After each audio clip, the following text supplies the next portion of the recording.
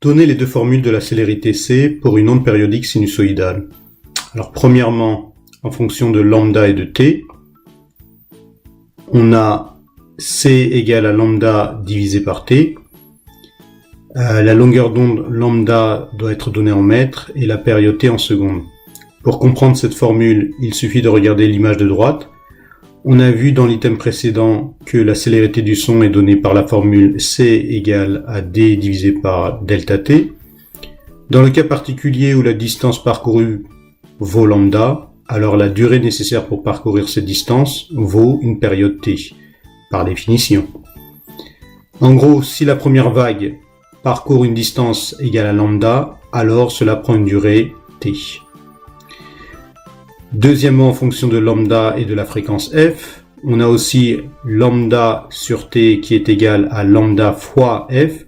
En effet, on a vu dans un des items précédents que la fréquence est l'inverse de la période t, d'où la formule, avec lambda en mètres et la fréquence f en hertz. Alors, exercice d'application, la fréquence d'une onde électromagnétique vaut 300 fois 10 puissance 12 Hz, que vaut la longueur d'onde lambda. Alors, en données, on a la célérité d'une onde électromagnétique qui vaut C égale 3 fois 10 puissance 8 mètres par seconde dans le vide. Alors, c'est une valeur qu'il faut connaître, voilà, ça a déjà été donné lors d'une épreuve du baccalauréat. On va utiliser la méthode de l'item précédent. Alors, je te conseille de faire l'exercice avant de regarder la correction une fois de plus. Prends un papier et un stylo et mets la vidéo sur pause.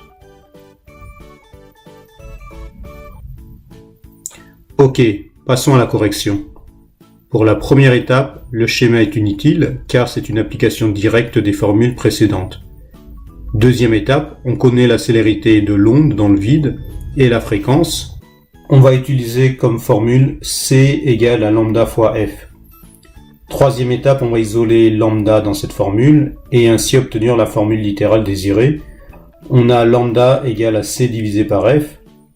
Quatrième et dernière étape, c'est l'application numérique. On a lambda égale 3,00 fois 10 puissance 8 divisé par 300 fois 10 puissance 12.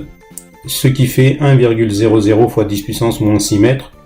Donc pour la conclusion, la phrase est la longueur d'onde vaut 1,00 fois 10 puissance moins 6 mètres. Si tu as bien fait ces trois étapes correctement, bravo! Tu as 3 sur 3, sinon essaye de t'auto-corriger en repérant tes erreurs et en comptant un point par étape correcte. Alors les deux données de la formule contiennent tous les deux 3 chiffres significatifs. Le résultat sera donc donné avec 3 chiffres significatifs.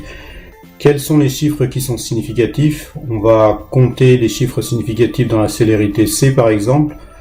On s'intéresse au chiffre le plus à gauche et qui est non nul. Tout chiffre à droite sera considéré comme significatif en plus de ce dernier.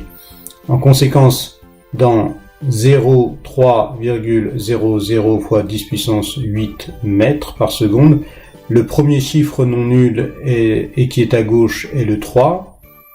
Par conséquent, il y a 3 chiffres significatifs qui sont le 3, le 0 et le dernier 0. Alors attention, la notation scientifique est une notion de mathématiques et n'a rien à voir avec le nombre de chiffres significatifs qui nous renseigne sur la précision de l'appareil de mesure utilisé pour mesurer cette grandeur et qui est donc une notion de physique. Cependant, au bac de sciences physiques, tout résultat doit être donné en notation scientifique et avec le nombre convenable de chiffres significatifs. Alors, une erreur classique au bac est de ne pas connaître ces deux formules.